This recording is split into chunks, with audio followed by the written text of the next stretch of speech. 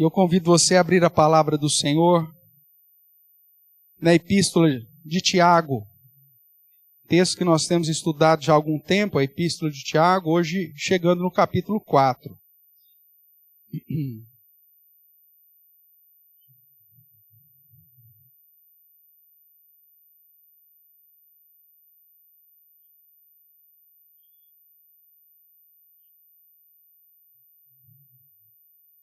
Hoje, Tiago, capítulo 4, nós vamos iniciar a leitura a partir do verso 11.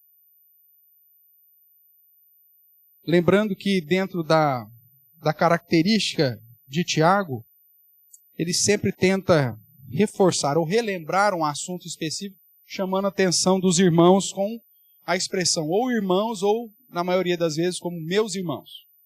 E aqui, então, começa mais uma perícope, onde ele vai nos dizer assim, Tiago, capítulo 4, verso 11, nós vamos entrar no capítulo 5 até o verso número 6. Diz assim a palavra do nosso Deus, acompanha a leitura que farei. Irmãos, não faleis mal uns dos outros. Aquele que fala mal do irmão ou julga seu irmão, fala mal da lei e julga a lei. Ora, se julgas a lei, não és observador da lei, mas juiz. Um só é legislador e juiz, aquele que pode salvar e fazer perecer. Tu, porém, quem és que julgas o teu próximo? Atendei agora, vós que dizeis, hoje ou amanhã iremos para a cidade tal, e lá passaremos um ano, e negociaremos, e teremos lucros.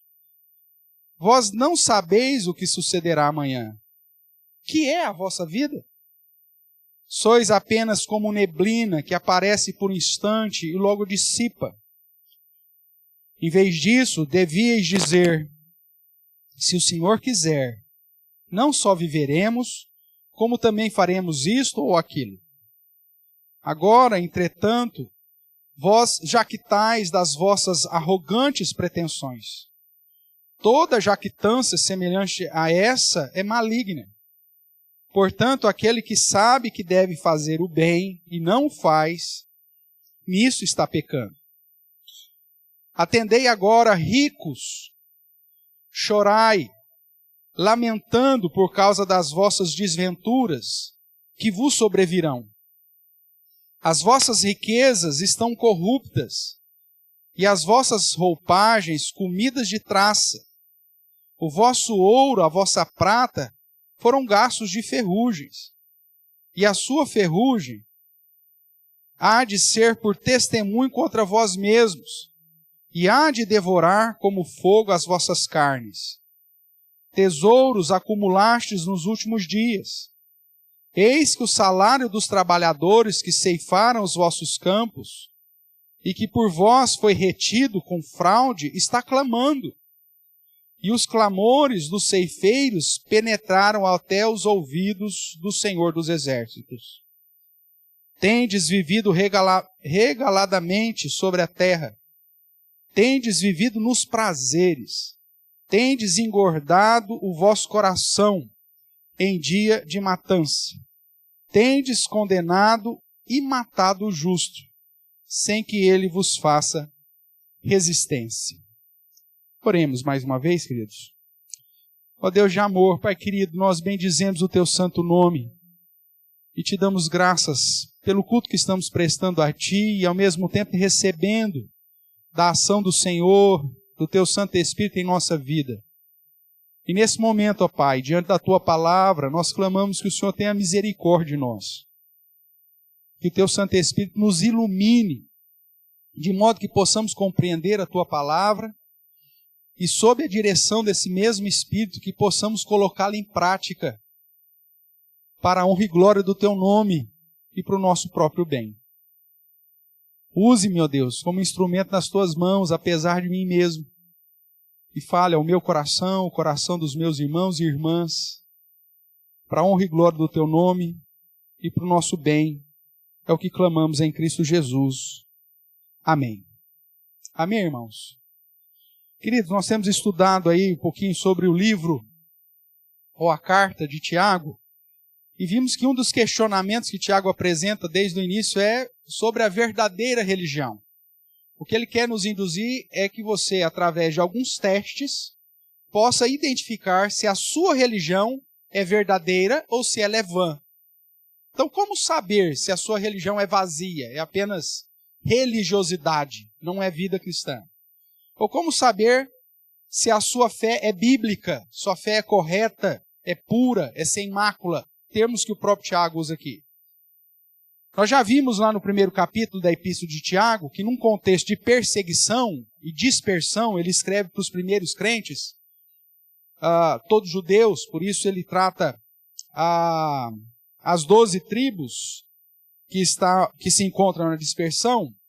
Ele tenta então encorajar tais crentes a permanecerem firmes, apesar das provações.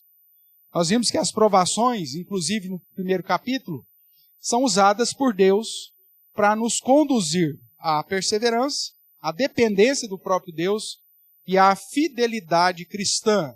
Fidelidade cristã que ele vai então trabalhar no restante da carta através de características dos verdadeiros crentes. Então, depois dessa chamada inicial, em mais um momento, Tiago, usando a expressão de convocação, ou irmãos, ou meus irmãos, ele começa então a tratar de exemplos práticos do dia a dia da vida cristã. Usando exemplos cotidianos e facilmente vivenciáveis, Tiago, semelhantemente à didática do próprio Senhor Jesus, leva o leitor a visualizar a situação e observar corretamente a postura de um verdadeiro discípulo de Cristo. Aqui no capítulo 4 ele faz a mesma coisa, quando ele trata de situações do dia a dia. Desse modo, irmãos, Tiago, de um modo simples e eficaz, nos fala sobre as características de um verdadeiro cristão. Nós temos trabalhado com esse tema já há algumas semanas, Então, o tema nosso que nós estamos trabalhando é as características de um verdadeiro cristão. Dentro dessas características, nós já trabalhamos alguns pontos. Segundo o capítulo 2, o verdadeiro cristão, ele não faz acepção de pessoas, ele não despreza ninguém.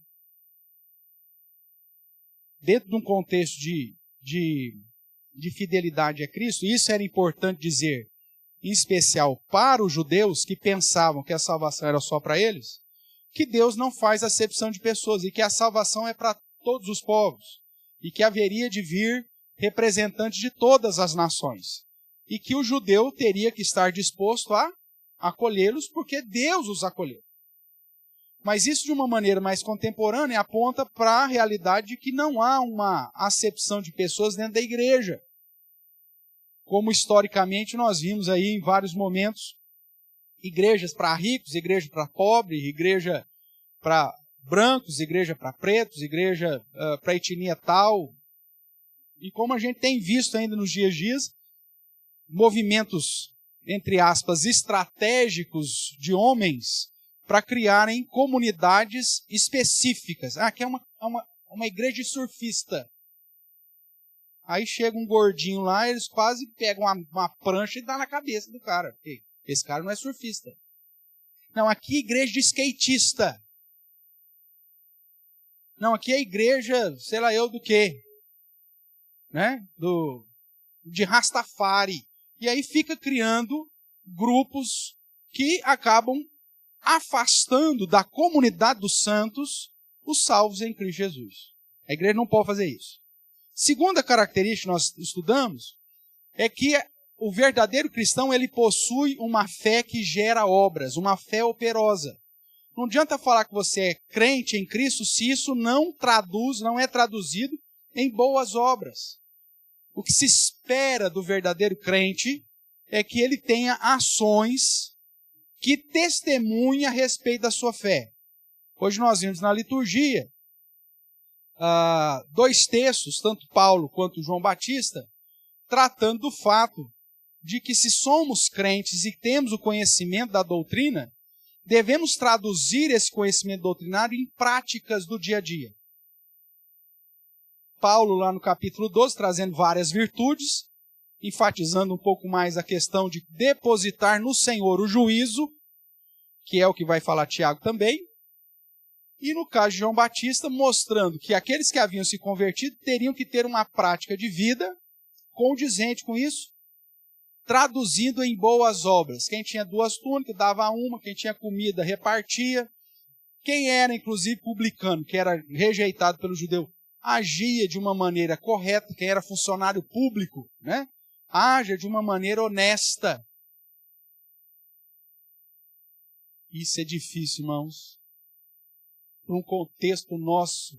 E eu posso dizer isso porque eu já fui funcionário público, eu sei do que eu estou falando. Há uma cultura na nossa visão do funcionalismo público, que o funcionalismo público vai sempre oferecer um serviço de segunda categoria. Ele fala assim, cidadão que se dane. Não está feliz? Então paga, vai procurar o privado. E isso para um cristão não cabe. Porque ele, independente se é funcionário público ou não, ele está ali servindo a quem? A Deus. Então a fé dele é operosa. Por isso que João Batista diz lá para os publicanos, que eram os funcionários públicos da época, funcionários do império, faça o teu serviço direito, não cobra além do que é estipulado. E olha para os soldados, e provavelmente soldados do templo, e diz assim, não maltrateis ninguém, não façam falsas acusações, e esteja contente com o seu salário. Ou seja, práticas do dia a dia. E nós sabemos que no decorrer do evangelho, né, os soldados do templo, quando foram prender a Jesus, prenderam a Jesus, inclusive, por conta de uma denúncia falsa. Olha só que situação. Mas veja, o cristão ele tem uma fé que gera boas obras. Vimos também que a terceira característica do verdadeiro cristão é que ele luta contra as próprias cobiças. Ele luta contra os seus desejos carnais, contra a concupiscência dos olhos, a concupiscência da carne e a soberba da vida. Ele luta contra isso. Foi o que nós trabalhamos a semana passada, que está aí no capítulo 3, entrando no capítulo 4 e dizendo que devemos tomar cuidado com os nossos prazeres e nos humilhar na presença do Senhor, nos achegar no Senhor, que o Senhor irá nos exaltar. Hoje, nós vamos trabalhar, ou iniciar aqui o capítulo 4, terminar o capítulo 4, quer dizer, e iniciar o capítulo 5, tratando que a quarta característica do verdadeiro cristão é que ele submete-se, ou ele se submete a Deus como o único juiz. Ou seja, o cristão ele não se coloca como o julgador, que é a primeira observação aqui que Tiago faz. Mas o verdadeiro cristão, como Paulo vai dizer, ele considera o outro como superior a ele. Ele sabe que a vingança pertence ao Senhor. Ele sabe que já foi perdoado em Cristo. Ele sabe que a lei exige dele que ele ame o próximo como a ele mesmo. E quando ele julga e não faz corretamente, ele se coloca então numa posição de juiz e ele julga a própria lei e, consequentemente, julgando a própria lei, ele despreza o verdadeiro legislador e o verdadeiro juiz, que é Deus. Então, a quarta característica que você colocar aí, como característica do verdadeiro cristão, é ele se submete a Deus como o único juiz. Vamos trabalhar então com essa quarta característica. Nós vemos que a partir desse momento aqui na carta, o tema juízo aparece com frequência, como característica inclusive da altivez, da arrogância, da jactância, da falta de humildade do homem. Dá uma olhadinha rapidamente comigo aí, você que está acostumado aí, os nossos sermões, sempre com a Bíblia aberta. Então, primeiro ele diz assim, verso 11. Irmãos, não faleis mal uns dos outros, aquele que fala mal do irmão faz o quê? Ou o quê? Julga. Não é isso que aparece aí, a expressão? Julga a seu irmão, fala mal da lei e julga a lei. Ora, se julgas, mais uma vez, a lei não é observador da lei, mas juiz. Um só legislador e juiz. Um só é legislador e juiz, aquele que pode salvar e fazer perecer. Tu, porém, quem és? Que julgas o teu próximo? E veja lá no final da perícope, no verso 6, mais uma expressão que aponta para juízo. Ele diz, tendes o quê? Condenado. A condenação é uma consequência do quê? De juízo. Então, tendes condenado e matado o justo, sem que ele vos faça resistência. Então, expressões como julga teu irmão, julga a lei, se é juiz, julgas o próximo e tendes condenado, são expressões que tratam da jactância do homem se colocar na posição de juiz. E sabe o que é o pior dessa história toda? Nós sabemos que dentro do contexto da igreja, o próprio Senhor Jesus, quando se trata de disciplina, concedeu à liderança da igreja o poder, a autoridade para julgar. Tudo bem. Mas o problema é que quando nós não estamos numa situação passível e digna de juízo, concedido pelas Escrituras, e fazemos isso de uma maneira leviana, julgando-nos uns aos outros. Esse é o contexto. Ele diz que a prática que estava sendo vivida ou vivenciada era uma prática que desprezava o verdadeiro juiz.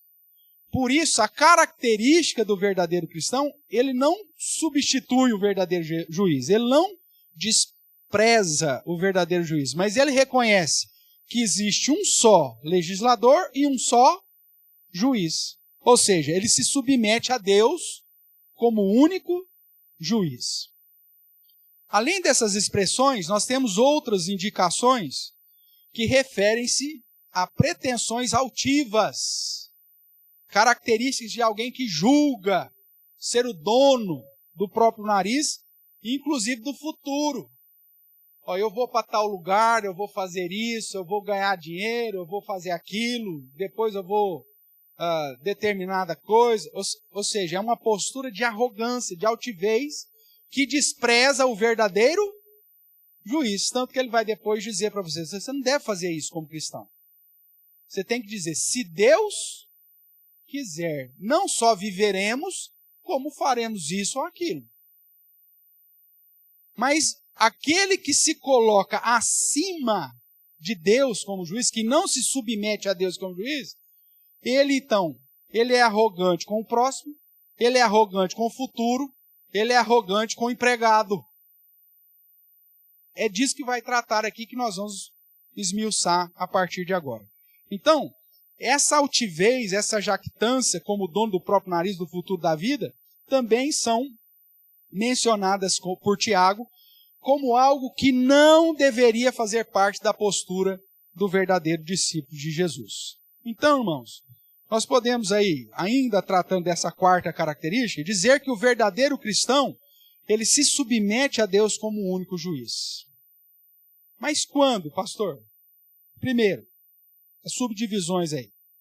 Primeiro, ele se submete a Deus como o único juiz quando dos relacionamentos interpessoais. É disso que ele vai falar no capítulo 4, verso 11 e 12. Quando ele diz assim, não faleis mal uns dos outros. Aquele que fala mal do irmão, ou julga a seu irmão, julga o seu irmão, fala mal da lei. E julga a lei. Que lei? A lei de amarmos ao próximo como a nós mesmos, que segundo Jesus é o segundo maior mandamento. O primeiro, amar a Deus acima de todas as coisas, e o segundo, semelhante a esse, amar ao próximo como ti mesmo.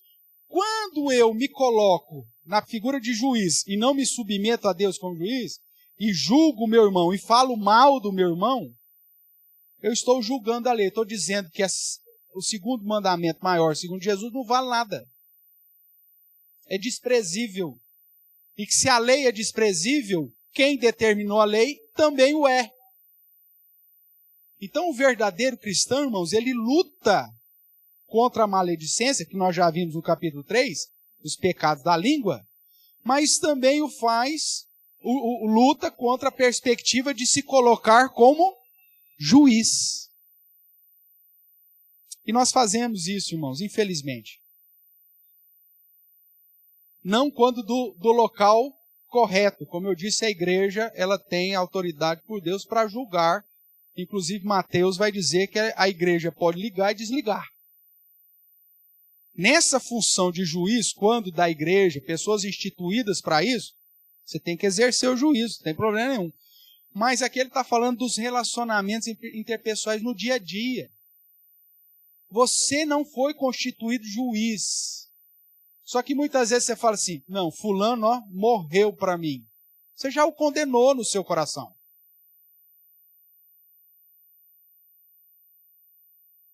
Para mim ele não presta. O que você está fazendo? Você está julgando, inclusive, a própria lei, não somente ele. Você foi tão tranqueira quanto ele é.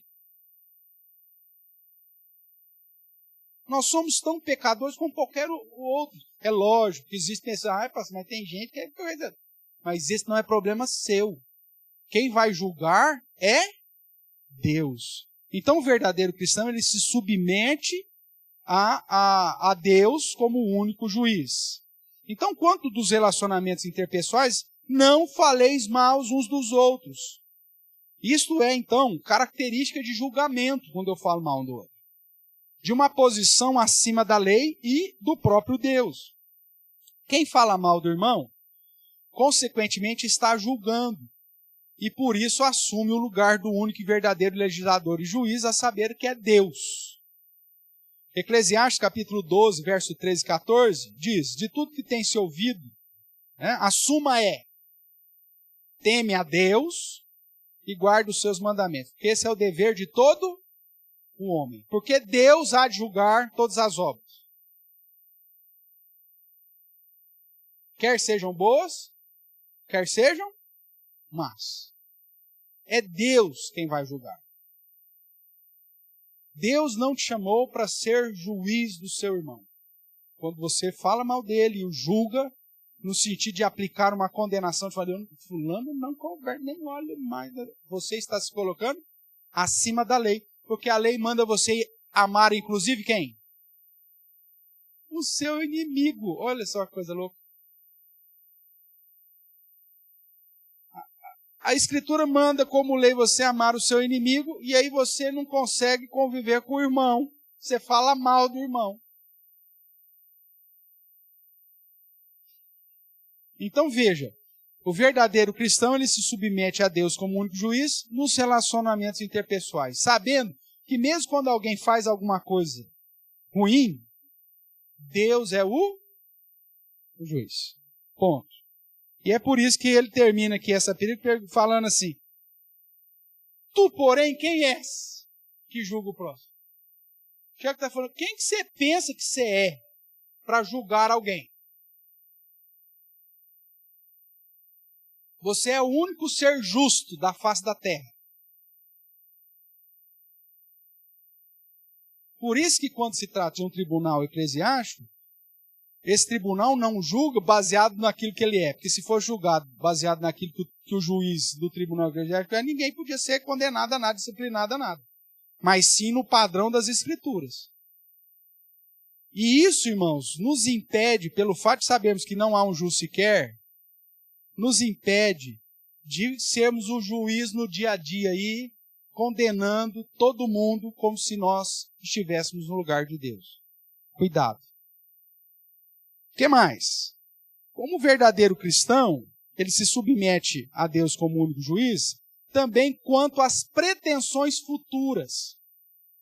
Ele não é dono da própria existência. Ele não é dono do seu próprio futuro. Verso 13 a 16 vai dizer assim, atendei agora vós que dizeis, os donos da situação. Hoje ou amanhã eu irei ou iremos para tal cidade, para a cidade tal, lá passaremos um ano, negociaremos, teremos lucros. Aí o verso 14 diz, vós não sabeis o que sucederá amanhã. O que é a vossa vida?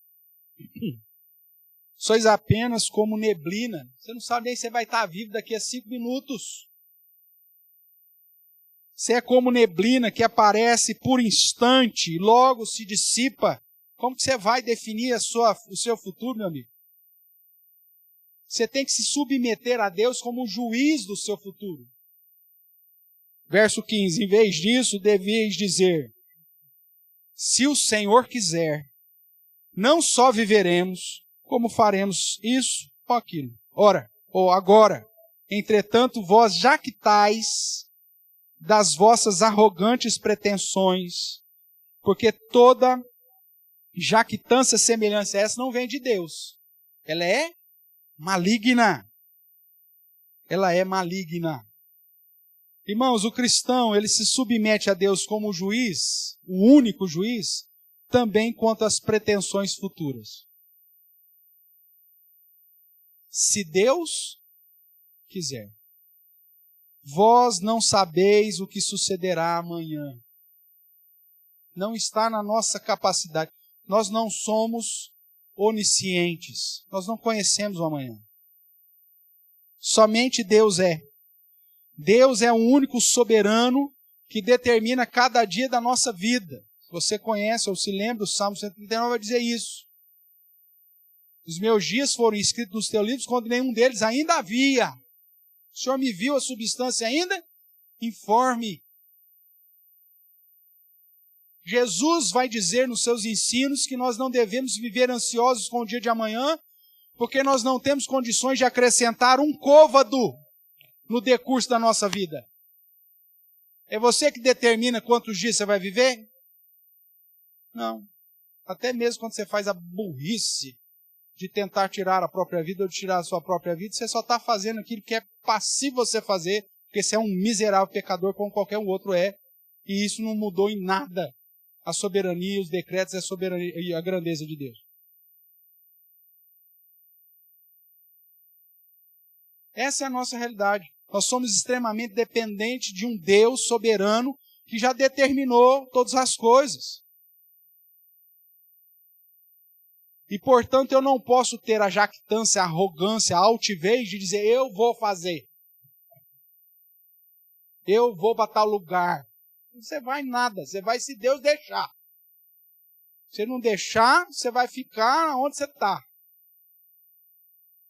Então, essa altivez, essa arrogância quanto às pretensões futuras, não é característica do verdadeiro crente. Pois o verdadeiro crente se submete a Deus como juiz. Olha, se Deus quiser, eu vou viver para ir a tal lugar, fazer tal coisa. Se Deus quiser, eu vou começar um negócio, vou ter lucro. Se Deus quiser. Somente Deus, como legislador e juiz, pode determinar o nosso futuro. Se submeter a Deus significa saber que, se Deus quiser, viveremos. O resto são apenas pretensões arrogantes e malignas, vai dizer o texto.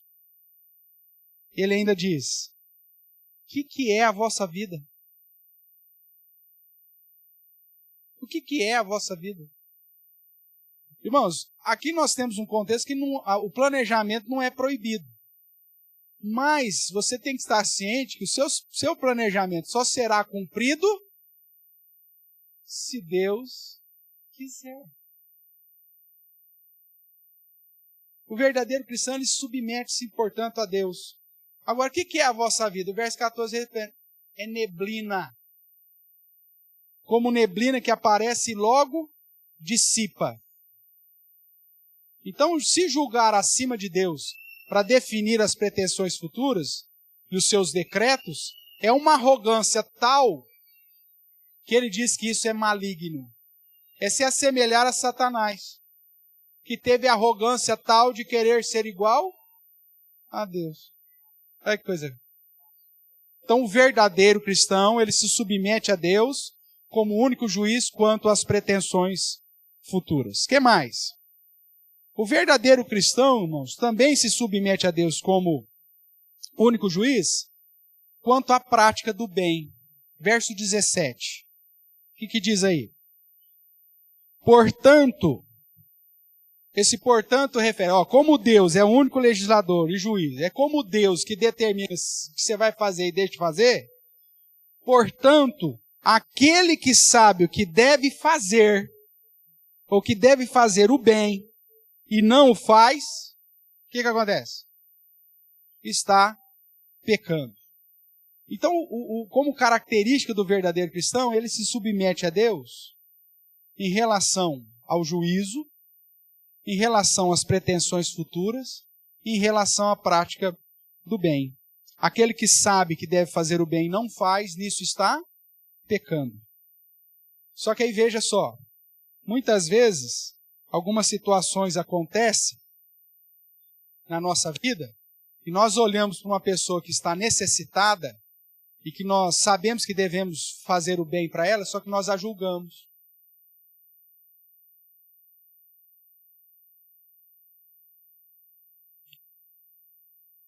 E a pessoa chega para nós e fala, nossa, eu preciso tanto de uma ajuda, você pode me ajudar? E você olha para o cara de cima e embaixo, assim, e fica assim.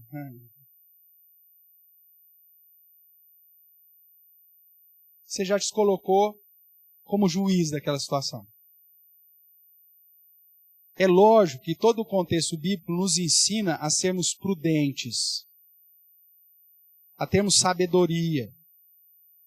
Só que muitas vezes nós deixamos de fazer o bem, não porque fomos prudentes ou sábios, mas porque nos colocamos como juiz da situação.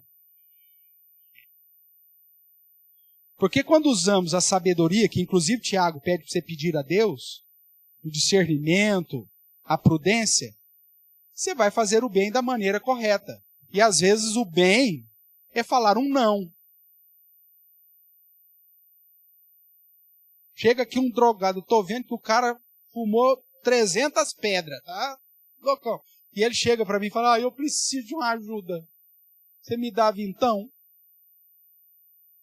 Se você der vintão, o que vai acontecer com esse cara? Mais pedra ainda. Você está ajudando, você está fazendo bem para ele?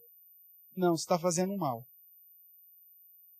Só que, ao mesmo tempo, você não pega o telefone dele, ou não pega o endereço dele, ou não, você não quer sair dessa vida, ou você não apresenta Cristo para ele. Você o julga e simplesmente cai lá no primeiro ponto, faz acepção de pessoas. Olha só que situação.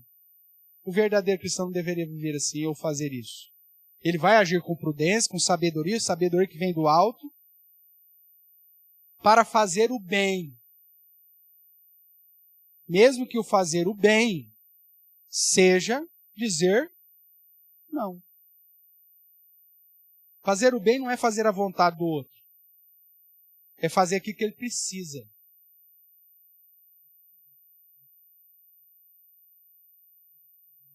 Em uma situação dessa como eu pintei, ele não precisa dos vintão. Ele precisa de outras coisas. E o fazer o bem a ele vai ser então essas outras coisas. Agora, se eu não dou vintão e não faço absolutamente nada, é porque eu já o julguei. Eu já me coloquei acima de Deus na realização da prática do bem.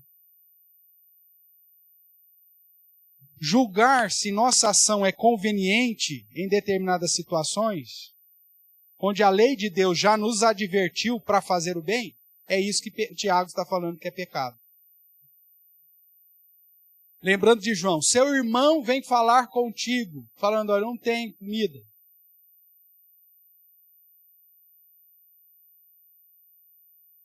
E você fala assim, então Deus te abençoe. Você fez o bem? Não. 1 João 3,16 vai dizer que assim como Cristo deu a sua vida por nós, nós devemos dar a nossa vida pelos irmãos.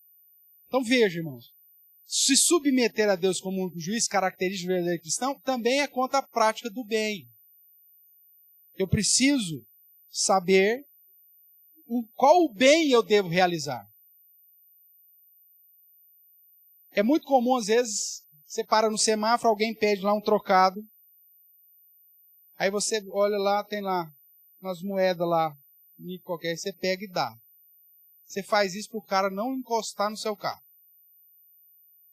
Você abre o vidro em si, só o suficiente para pôr a mão, às vezes até deixa cair no chão lá, o cara se vira depois. Você está fazendo bem?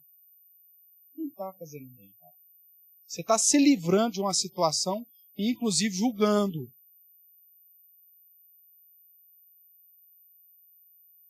Eu já te contei a história do Jonas. Jonas é um desses moços que fica aí pedindo dinheiro nos semáforos. Geralmente ali nas travessas da 36. Só que ele não se apresenta como Jonas. Jonas é o nome de batismo dele. Ele se apresenta lá, sei lá, acho que é Jennifer. E ele pede lá R$1. Ele anda sempre magrinho, anda com a bolsa assim, a tiracolo. É só uma madame. E com a mão assim, e a cara caída assim. Ele não fala nada. Só... Ver se você vai dar alguma coisa.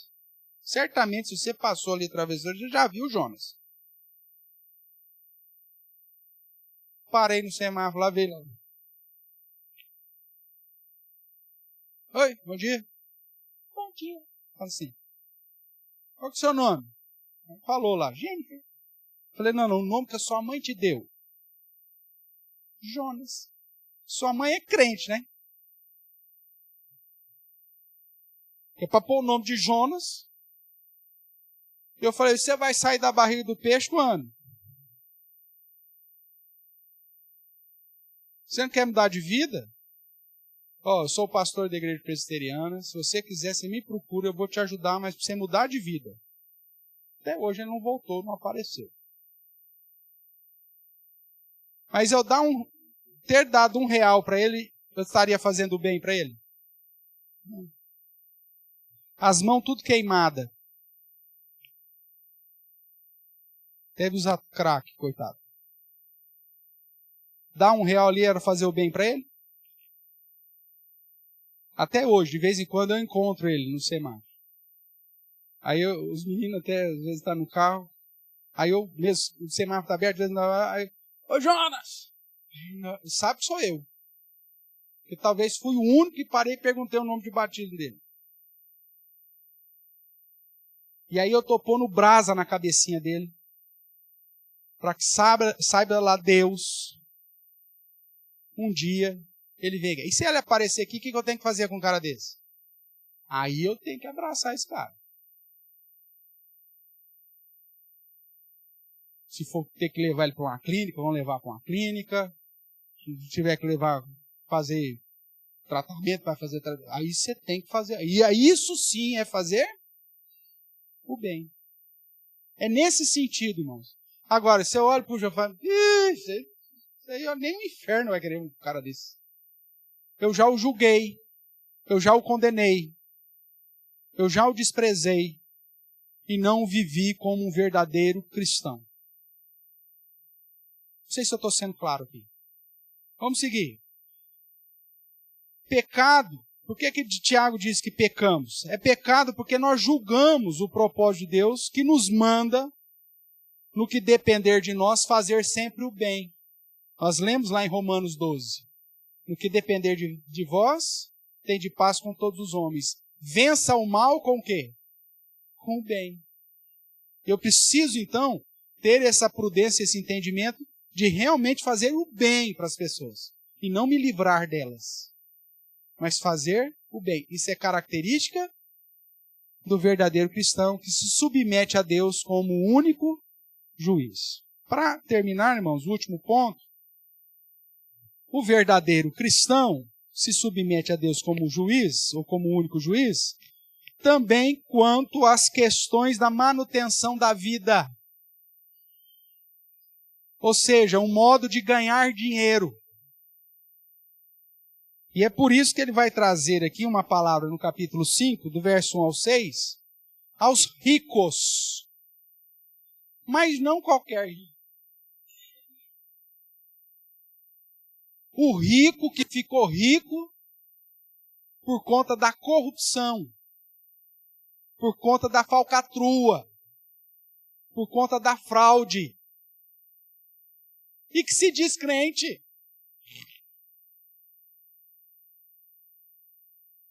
Eu tive uma dificuldade em Jabuticabal, toda vez que eu me apresentava como pastor da igreja presbiteriana, porque há alguns anos atrás, coisa de, 40, 50 anos atrás, tinha um presbítero da igreja que ele era fazendeiro. Tem vários lá. E esse cara era fazendeiro, e ele então tinha a colônia na fazenda dele, isso lá com 50 anos atrás. E aí ele tinha a cadernetinha lá dos funcionários. Então ele pagava o funcionário, só que ele tinha a mercearia lá na própria fazenda, que vendia os produtos para as famílias dos funcionários, né? 3, 4 vezes mais cara do que o produto era na cidade. Então tudo que o cara trabalhava e ganhava, ficava na onde? O cara enricou, meu amigo. Enricou. E vinha na igreja e o pessoal falava assim, nossa, que presbítero maravilhoso, ajudou a igreja, construiu a igreja. Tiago fala, você é um miserável. Porque você se enriqueceu às custas do seu trabalhador, do seu diarista. O verdadeiro cristão que se submete a Deus como único juiz, irmãos, nas questões da manutenção da vida, principalmente no ganhar dinheiro, ele sabe que não vai ganhar dinheiro de modo fraudulento.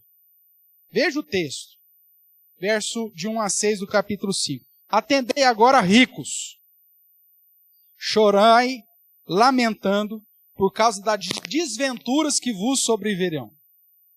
As vossas riquezas estão o quê? Corruptas. E as vossas roupagens, comidas de traça. O vosso ouro, a vossa prata foram gastos de ferrugem. E a sua ferrugem há de ser por testemunho contra vós mesmos e há de devorar como fogo as vossas carnes. O que o Tiago está falando? Você vai para o inferno, miserável. Você que se diz cristão, mas está roubando, você tem que estar ganhando dinheiro de modo corrupto, fraudulento, que não está se submetendo a Deus como juiz, sua carne vai queimar. E eu só sei de um lugar que a carne vai queimar, na perspectiva espiritual. Aonde que é? É no inferno. Ou no fogo o lago de fogo e enxofre. Aí o que ele diz? Há de devorar o fogo as vossas carnes. Tesouros acumulastes nos últimos dias. Você está aí regalando, ganhando dinheiro à vontade. Mas o clamor dos seus trabalhadores chegou até o Senhor. Verso 4. Eis que o salário dos trabalhadores que ceifaram os vossos campos e que por vós foi retido com quê? Com fraude, está clamando. E os clamores dos ceifeiros penetraram até os ouvidos do Senhor dos Exércitos. Tendes vivido regaladamente sobre a terra, mas com o dinheiro que você roubou de fraude, com a corrupção, miserável. Você tendes engordado o vosso coração em dia de matança. Você está tendo provisão, como fala? Mesa farta. Mas por que você não está sendo direito com aqueles que te servem? Você está ganhando dinheiro com fraude. Você está menosprezando aquele que trabalha para você. Esse dinheiro não é abençoado. Porque o juiz, aquele que é o único legislador e juiz, ele vai condenar a sua carne ao fogo. Dinheiro de fraude, irmãos, é condenação.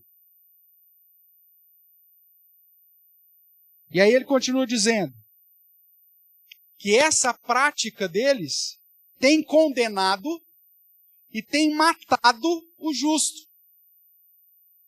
Que era o problema que eu tinha lá. Eu falava sobre, mas na igreja presbiteriana que era do fulano de tal? Pronto, aí vai. Meu pai trabalhou com ele, morreu pobre, porque ele tirou tudo que podia tirar dos funcionários. Olha o mau testemunho que esse cara dava.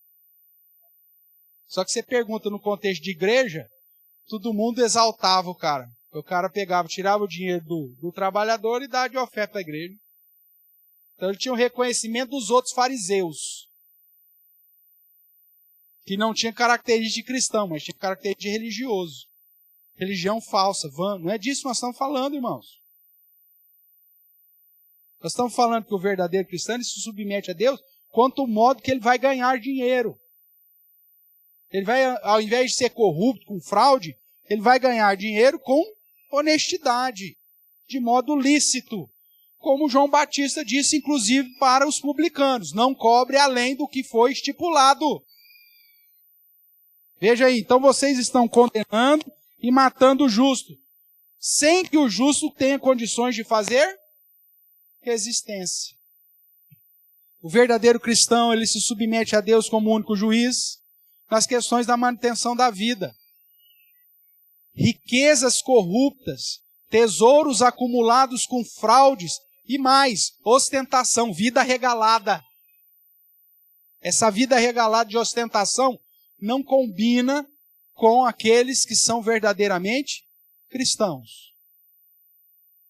Quando agimos acima da dignidade humana, aproveitando da debilidade social, ou quando utilizamos do nosso sustento para ostentação, diante de tantos necessitados, nós nos colocamos como juízes da situação. Pegar um exemplo prático, como o Tiago faz aqui, eu vou te dar mais um. Chega uma irmãzinha lá para você e fala assim, olha, meu marido está desempregado, eu sou do lar, eu sou doméstica. Você não está precisando de alguém para fazer lá uma faxina na sua casa? Aí você já olha assim. Tá. Quanto que se cobra uma faxineira? A diarista hoje? Me ajudem aqui. R$180 um diarista. Aí você fala assim, ó, como você tá? Seu marido está desempregado, você está precisando? Eu vou te pagar 50. Você está precisando. O que é isso? Você está ganhando R$130 nas custas desse trabalhador, seu miserável ladrão. Que é isso? Você é miserável ladrão. Quando você chega lá na empresa e fala assim, ó, meu irmão, eu tenho uma empresinha e tal, só que eu não registro. Eu não registro, tá bom?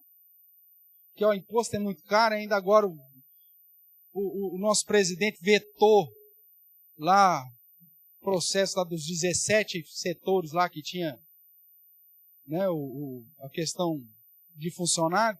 Eu falo o seguinte, cara, não dá. O que você está fazendo? Você está adquirindo riqueza nas custas de quem? Do assalariado. Ah, pastor, todo mundo faz isso. Vou fazer igual mãe. Você não é todo mundo. Você é cristão, você é discípulo de Cristo. Não é assim que sua mãe te falava? Quando você fazia, mas todo mundo da escola faz. Você não é todo mundo. É o que Tiago está dizendo para você. Você não é todo mundo. Você serve o Deus único, legislador e juiz. Então você tem que andar conforme as virtudes desse Deus. Não roube o salário do diarista. Porque isso é dinheiro para a sua condenação. Por isso que João Batista olha para os publicanos e diz, não cobra nada além do que está especificado. E olha para o soldado e fala assim, contentai-vos com o seu soldo. Ou seja, não aceite suborno. Não aceite suborno. O verdadeiro cristão, ele não aceita suborno. No contexto de África, era o cadô, o presente. E na nossa cultura nós estamos inseridos nisso, né? Nessa ideia. Não é suborno, viu, fulano? É um presente para você.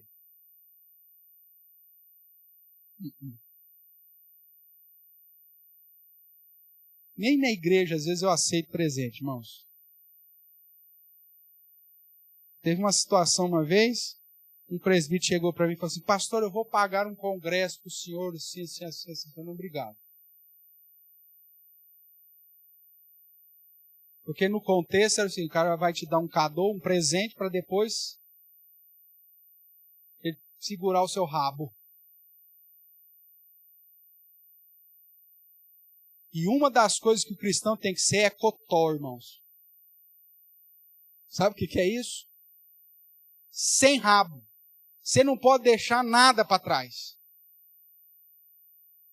Principalmente no que se refere a dinheiro. É viver como um verdadeiro cristão. Nós deveríamos trabalhar de modo honesto, sem ganância, inclusive para acudir o necessitado, e não para regalar na ostentação. Vejamos esses dois textos que eu separei aqui para os irmãos. Efésios capítulo 4.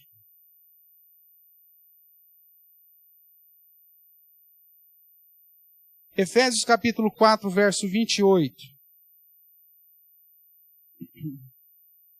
Ele está falando aqui daquele que passou pelo novo nascimento, que se despiu do velho homem, se revestiu do novo homem e renovou no espírito o nosso entendimento. Ele vai dizer assim, dentro de várias coisas. O verso 28 diz, vamos ler juntos? Aquele que furtava, não furte mais, antes trabalhe, fazendo com as próprias mãos o que é bom, para que tenha com que acudir ao necessitado.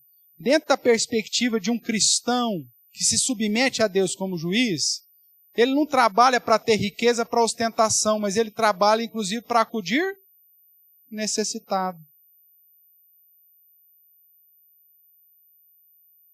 E essa é uma situação, irmãos, que a nossa geração tem riscado da Bíblia, hein? Nós não temos uma programação como cristãos, uma administração pessoal e doméstica para ter com como acudir o necessitado. Na sua planilha, deveria ter um campo lá. Ação social.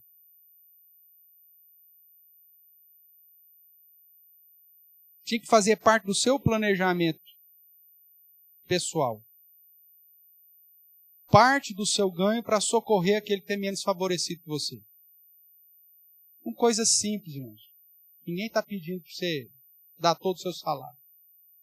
Mas coisas simples.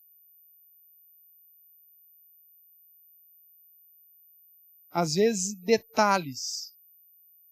E às vezes não é nem financeiro essa ajuda. Às vezes é do seu tempo, da sua oração. Mas você tem que estar disposto, como diz o verso 17, a fazer o que é o bem. É característica do verdadeiro crente. Veja 1 Timóteo 6.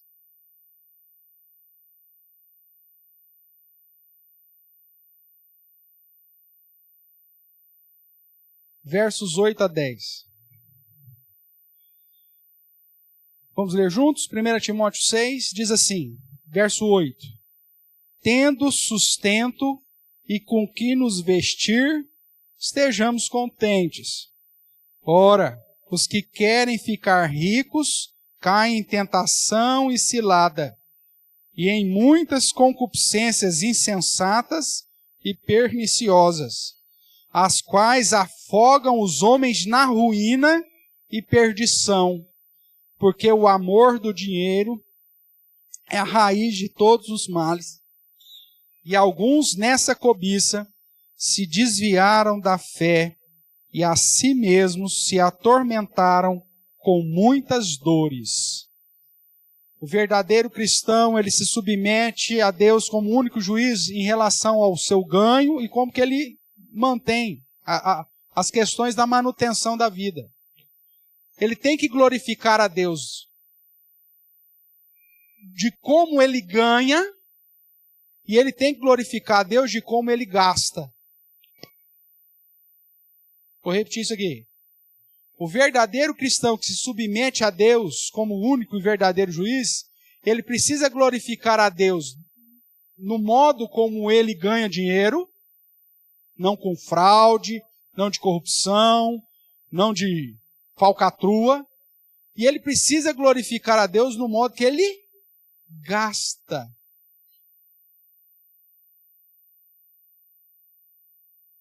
Isso sim é justo. Porque se eu não faço isso, dentro do contexto aqui de Tiago, isso é pecado. Portanto, concluindo,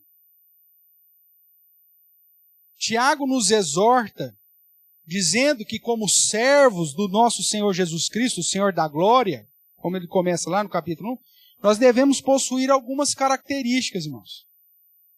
Características essas que comprovam que somos verdadeiramente cristãos e não apenas alguém que diz ser.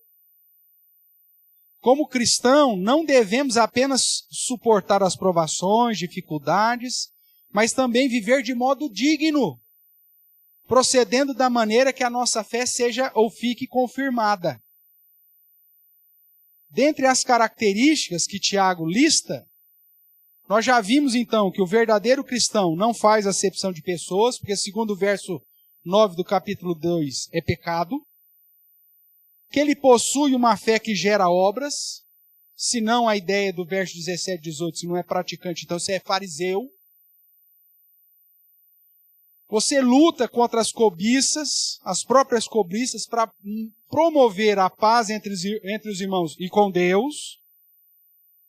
E submete-se a Deus como único juiz para agir em retidão nos relacionamentos e na própria vida.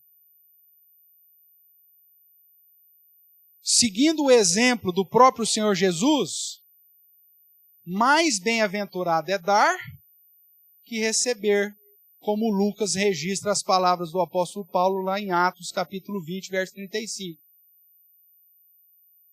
O nosso relacionamento interpessoal, nos nossos planejamentos da vida quanto ao futuro, nas práticas e no modo de administrar a nossa vida, e inclusive como ganhamos e gastamos o nosso dinheiro, precisa revelar que vivemos uma vida submissa a Deus como único e verdadeiro juiz.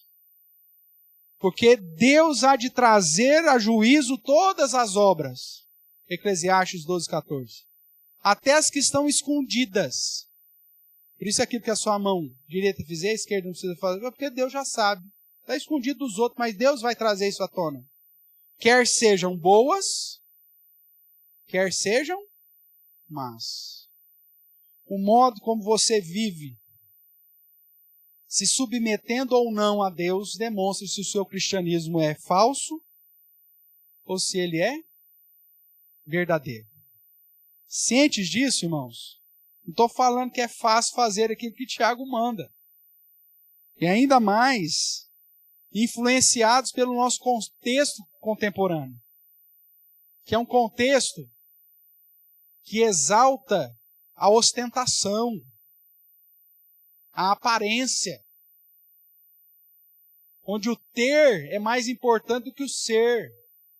Então é difícil, nós fomos influenciados por isso. Mas isso não diminui a responsabilidade de que se nós não agirmos corretamente, como diz o verso 17 lá, nisso nós estamos pecando.